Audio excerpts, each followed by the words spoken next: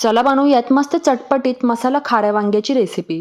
त्यासाठी आहे ना 4 वांगी मी अशी मधोमध उभी चिरून घेतली होती आणि त्याचबरोबर बटाटेसुद्धा उभे कापून घेतले होते। आता मसाला तयार करण्यासाठी आहे ना थोडेसे शेंगदाणे, कोथिंबीर, हिरवी मिरची आणि लसूण घेतलं होतं। मिक्सरच्या भांड्यामध्ये आहे ना सगळे जिन्नस टाकले आणि छान असं वाटून घेतलं।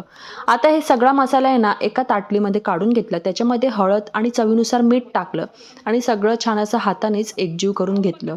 आता हा मसाला आहे ना एक-एक करत आपल्याला वांग्यामध्ये अशा पद्धतीने भरून घ्यायचा आहे। या मसाल्यामध्ये आहे ना अजून कुठल्याच प्रकारच्या मसाल्यांचा मी वापर केलेला नाहीये, फक्त हळद आणि मीठच टाकलेलं होतं। तर आता इथे आहे ना एक-एक करत सर्व वांग्यामध्ये मी मसाला भरून घेतला आणि बाकीचा राहिलेला मसाला सुद्धा ताटामध्ये तसाच ठेवला।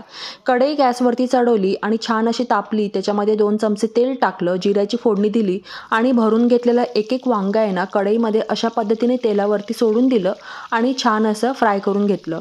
सोबतच आहे ना ह्याच्यामध्ये बटाट्याच्या फोडीसुद्धा टाकू, जेणेकरून वांगा आणि बटाटा आहे ना दोन्ही छान असं एकत्रित शिजून तयार होईल आणि राहिलेला मसाला त्याचबरोबर मिक्सरच्या भांड्यामध्ये मसाल्याचं जे पाणी होतं ते सुद्धा ह्याच्यामध्ये टाकलं आणि सगळं छान असं एकजीव करून घेतलं। आता आहे ना हे सगळं आपल्याला छान असं वाफेवरती शिजवून घ्यायचं आहे। त्यासाठी आहे ना झाकण ठेवून मी 10 मिनिटं छान अशी वाफ दिली आणि थोड्या वेळानंतर बघू शकता इथे आपला मसालासुद्धा छान असा शिजून तयार होता। वांग्याची फोडीसुद्धा छान अशा शिजून तयार होत्या।